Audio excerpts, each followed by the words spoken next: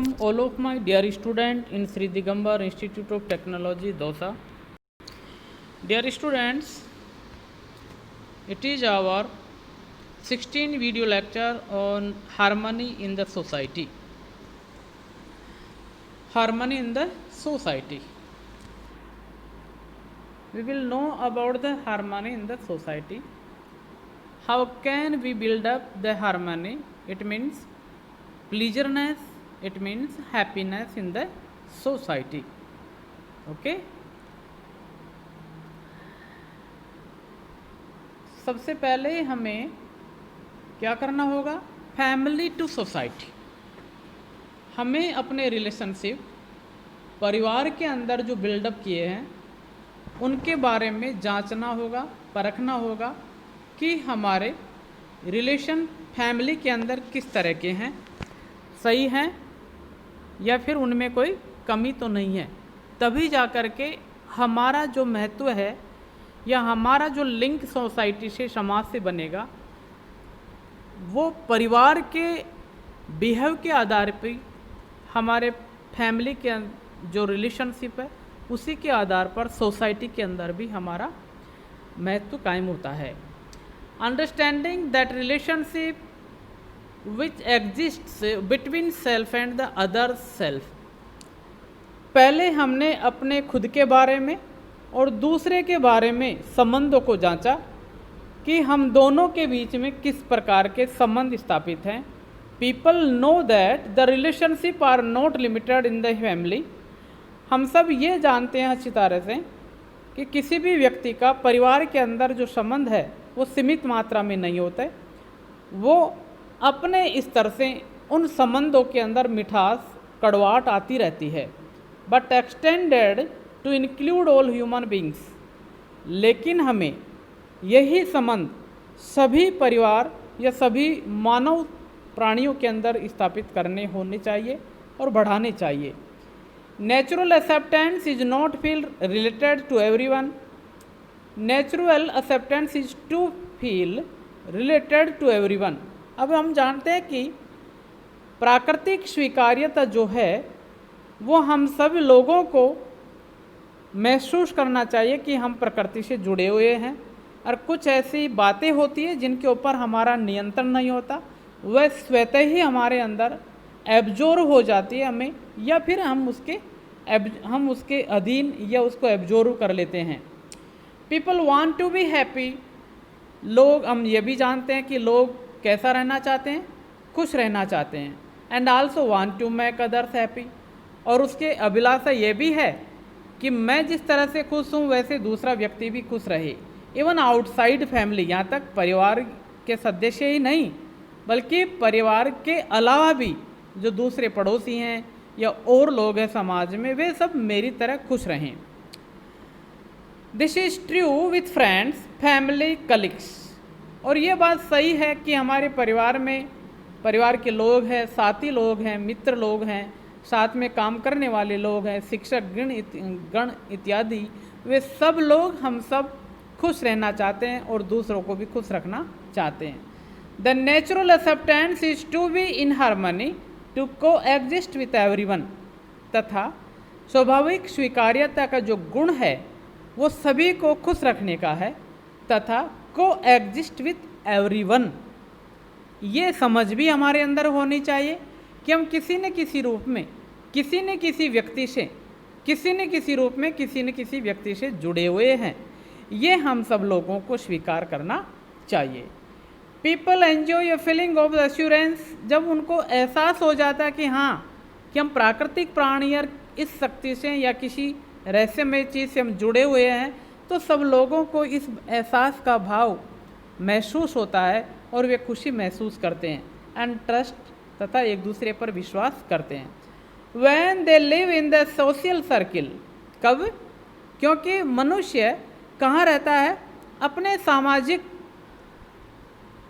स्तर पर इर्द गिर्द ही वह घूमता रहता है. तथा क्योंकि समाज में किसी न किसी रूप में, किसी न किसी व्यक्ति से वो जुड़ा ही रहता होता है. Harmony in the family leads to harmony in society.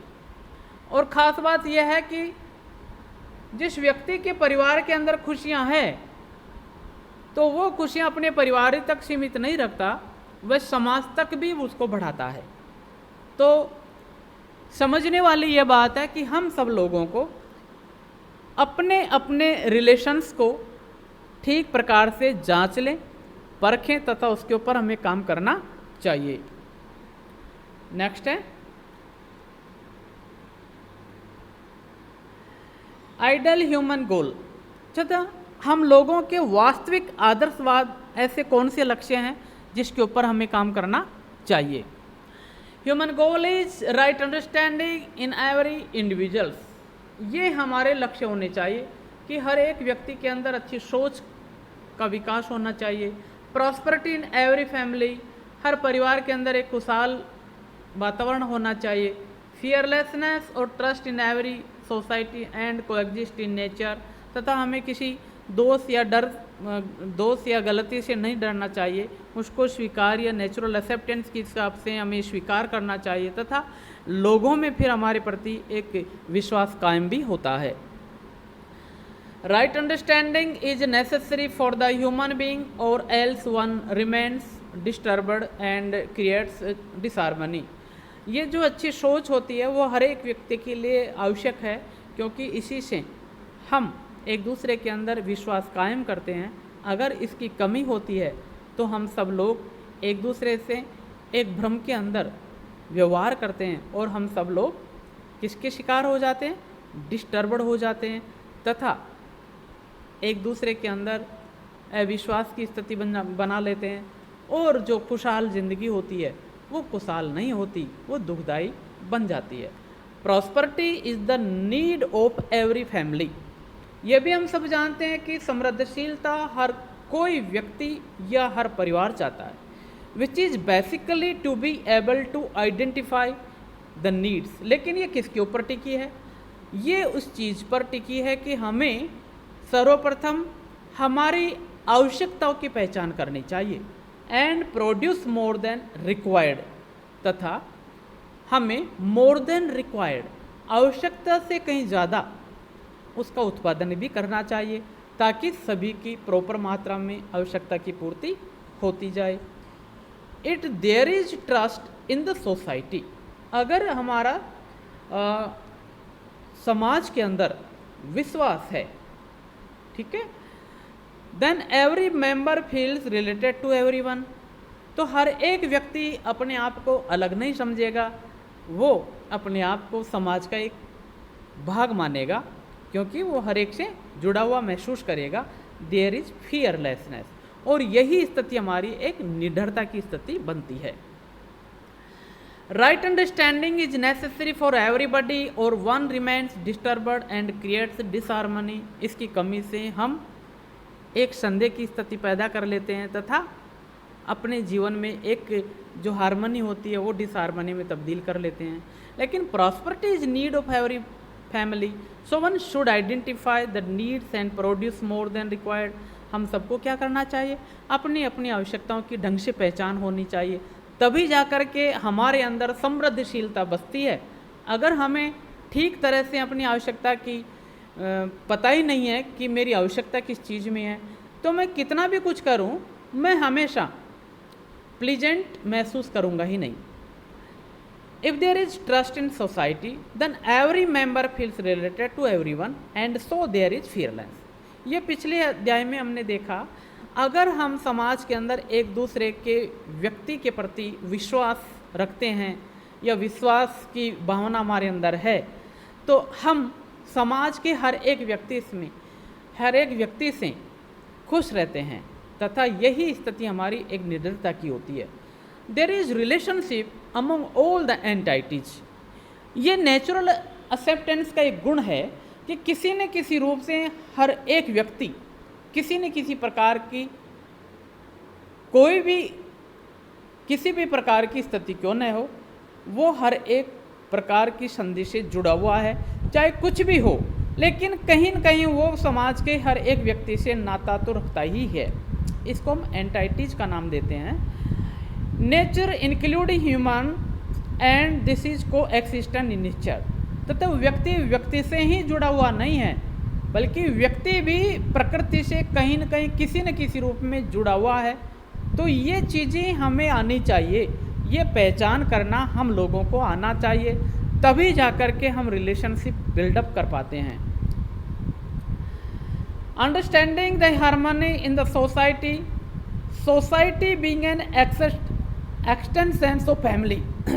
अब क्या है, ये जो सोसाइटी है वो किसका रूप है? ये यूँ कह सकते हो कि ये हमारे परिवार का एक बड़ा रूप है। Harmony in the family is the building block for harmony in the society. Harmony in the society leads to an undivided society. अखंड समाज की स्थापना होती है। When we feel related with each other, जब हम एक दूसरे से जुड़ा हुआ महसूस करते हैं तो हम अपने आप को अकेला नहीं मानते। हम सोचते हैं कि मेरा परिवार काफ़ी बड़ा है, तथा वहीं पर ऐसी भावना जब हमारे अंदर पैदा होती है तभी जा कर के एक निडरता का एहसास हमें होता है, मुझे डर नहीं है, मेरा परिवार काफ़ी बड़ा है। Identification of the comprehensive human goal.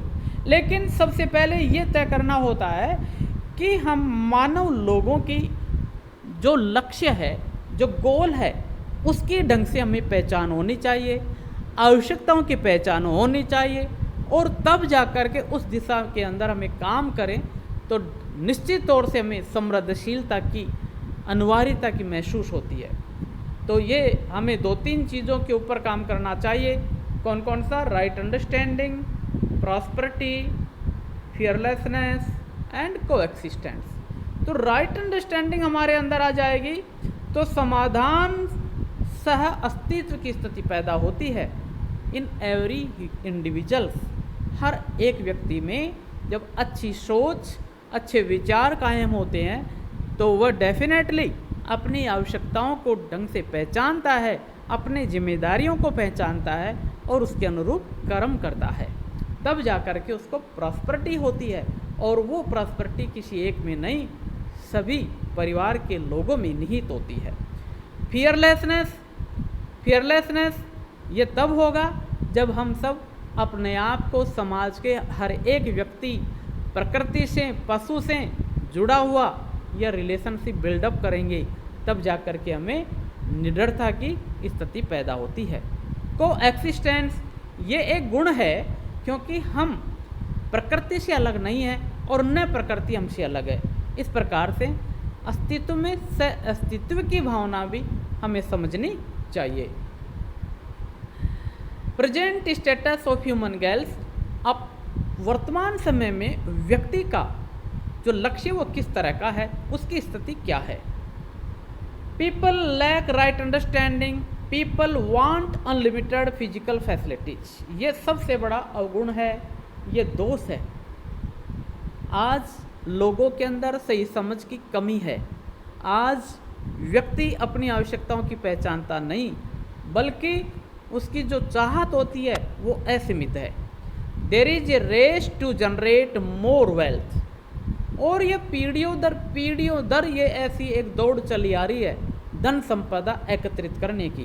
The economy, education and market are attracting the individuals to generate maximum possible wealth. कुछ तो आर्थिक ऐसे ढांचे हैं, कुछ आर्थिक शिक्षा, कुछ बाजार की स्थिति लोगों को अपनी तरफ आकर्षित करते हैं, उनको ज़्यादा से ज़्यादा धन संपदा के स्रोत दिखाते हैं, तो व्यक्ति ज़्यादा से ज़्यादा अपने धन को दुगना करने में या मैक्सिमम पैसा एकत्रित करने में उसकी तरफ दौड़ा चला जाता है। Countries are misusing the valuable resources of nature to make weapons and ammunition and are becoming more fearful to each other.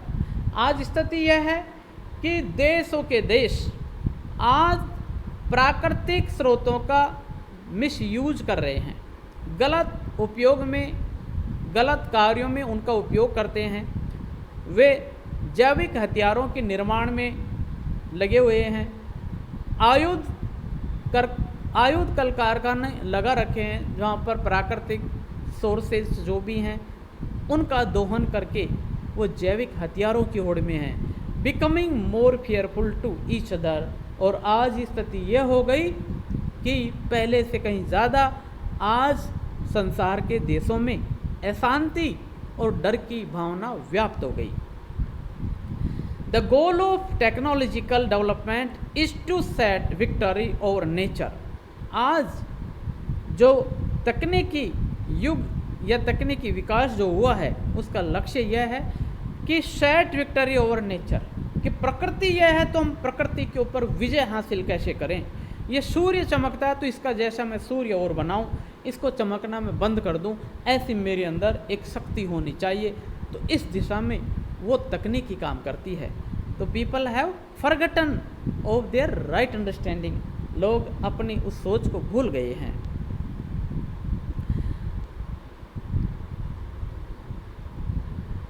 Five dimension of society programs to achieve the human goals. ये 5 ऐसे क्षेत्र हैं जिसके माध्यम से व्यक्ति अपने मानवीय लक्ष्य की प्राप्ति कर सकता है। Education for right living. शिक्षा हमें एक प्रकार ऐसी होनी चाहिए कि सही मार्ग दिखाए। Education is for the understanding of harmony at all the 4 levels of 4 existence from self to the entire existence. इस ग्लोब पर, इस पृथ्वी के ऊपर जो हमारे 4 अस्तित्व हैं, उन 4 अस्तित्व से जुड़ी हुई शिक्षा हम लोगों को मिलनी चाहिए, जिसके माध्यम से हम एक दूसरी अवस्था के प्रति समरसता, मिठास, लगाव महसूस कर सके, समझ सके। Right living is the ability to live in harmony at all 4 levels of living. इस जीवन के अंदर जो 4 अवस्थाएं हैं, उन 4 अवस्थाओं के अंदर जो समृद्धशीलता और समरसता की स्थिति जो बने, वो तभी बन सकती है जब हमारे अंदर एक सही सोच के द्वारा सही तरह से जीवन व्यापन और सही तरह से एक दूसरे के कर्तव्य जिम्मेदारियों को समझें। The society should work to ensure right understanding. तथा हमारा समाज भी तभी जाकर के इस दिशा की ओर काम करेगा। And right feeling in every individuals. तब जाकर के समाज में रहने वाले सभी लोगों में एक अच्छी सोच के माध्यम से एक अच्छा जीवन व्यापन गुजारने की स्थिति बनेगी। Self regulation for well health. ये कोई दूसरा नहीं आएगा समझाने के लिए, हमें खुद को ही अपने शरीर की देखभाल और स्वास्थ्य के बारे में ख्याल करने होंगे। The body should be fit to act according to the needs of the self. हमें यह भी ध्यान रखना है कि मेरा शरीर मेरी आवश्यकता के अनुरूप काम करने के अनुकूल है या नहीं है। ये तभी जाके संभव होगा जब मेरे अंदर एक सही ज्ञान और सही सोच है। तो the harmony among the parts of the body, this implies healthy body. ये देखिए हमारे शरीर में जो विभिन्न अंग है उनके अंदर भी ये दोस्ती का जैसा माहौल होता है, समरसता होती है। एक दूसरा अंग दूसरे अंग की सहायता तभी कर पाता है जब वो एक दूसरे के पार्टिसिपेट में हैं। तो उनके बीच में जैसे सहसंबंध है वैसे हमारे अंदर भी सहसंबंध होने चाहिए। This implies healthy body. तब जाकर के हम स्वास्थ्य शरीर कहेंगे। Justice and preservation. न्याय और संरक्षण। Justice in A relationship is achieved through mutual happiness. ये न्याय की स्थिति, न्याय संगत स्थिति तब होती है जब हम पारस्परिक रूप से एक दूसरे का सहयोग और सद्भावना की स्थिति से अपने लक्ष्य को प्राप्त करें। इन एडिशन टू ह्यूमन है रिलेशनशिप। इसके अतिरिक्त हम ये भी समझें मानव के प्रति प्रेम होता है, संबंध है किसी न किसी तरह से, उसको विच्छेद या तोड़ना नहीं चाहिए। One has to ensure that the relationship with rest of the nature is mutually enriching for humanity as well as for nature। हम सब लोगों को यह विश्वास करना होगा कि जो संबंध है वो हम लोगों के अलावा शेष प्रकृति के साथ भी हमारे संबंध जुड़े हुए हैं। उनसे भी हम पारस्परिक तौर से संबंध स्थापित या संबंध की स्थिति को समझते हुए उनको भी पोषण देना चाहिए, ताकि for humanity as well as for nature हम जिस तरह से मानवता का ख्याल करते हैं वैसे ही प्रकृति का भी ख्याल रखना चाहिए, क्योंकि प्रकृति भी जब हमारी अनुसार स्वस्थ रहेगी तो हमारा जीवन भी स्वस्थ होगा, क्योंकि ये एक्सिस्टेंस में को एक्सिस्टेंट समाहित है।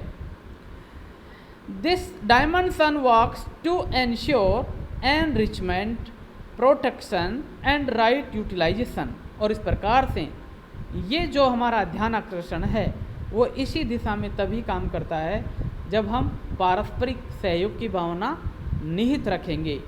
एनरिचमेंट, एक दूसरे का पोषण प्रदान करेंगे, एक दूसरे को संरक्षण देंगे, तथा राइट यूटिलाइजेशन, हर एक चीज़ का, हर एक वस्तु का हमारी आवश्यकता के अनुरूप, अच्छी सोच के अनुरूप सही दिशा में सही उपयोग करें, तब जाकर के समरसता प्राप्त होगी।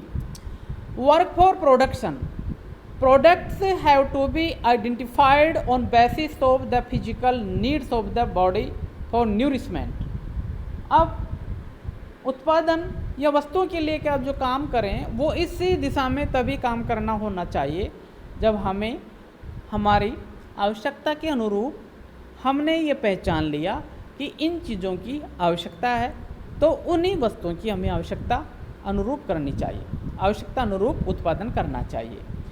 The physical needs of the body for nourishment, हमारी जो भौतिक आवश्यकताएं होती है उन आवश्यकताओं से हमारे शरीर को पोषकता मिलती है, संरक्षण मिलता है, right utilisation of the body, तथा उन वस्तुओं से हमारे शरीर का सही उपयोग करने में मदद मिलती है।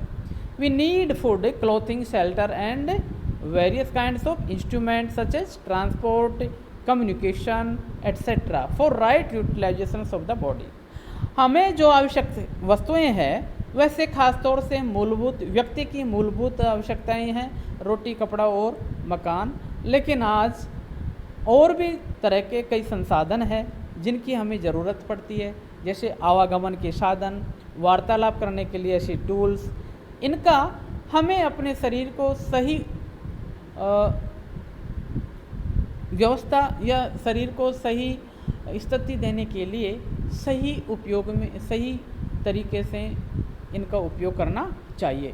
Production should be through cyclical process, हमारे उत्पादन इस आधार पर होने चाहिए कि उनका पुनः फिर से दोबारा से रिप्रोड्यूस कर सकें तथा उनको डिस्पोज आराम से कर सकते, ताकि प्रकृति में किसी प्रकार की अव्यवस्था न हो, न कहीं प्रदूषण की स्थिति बने। In harmony with nature such that every unit is enriched, ताकि हमारे उत्पादन से किसी प्रकृति में या किसी दूसरी अस्तित्व को कोई खतरा न पहुँचे, क्योंकि एक दूसरे के माध्यम से ही हम एक दूसरे को पोषण सा प्रदान करते हैं। For example, putting seed in soil and giving water makes a plant, जैसे कि हम जमी के अंदर मिट्टी में बीज डालते हैं, पानी देते हैं और एक पौधा बन जाता है। It grows into a tree, वो पौधे से पेड़ बनता है और इस तरह से वो हमें फल फूल प्रदान करता है। This way the soil gets enriched, इस तरीके से वो जो मिट्टी है वो उस मिट्टी को हमारे सहयोग से पानी खाद वगैरह देने से उसको उत्पादकता मिली, पोषकता मिली।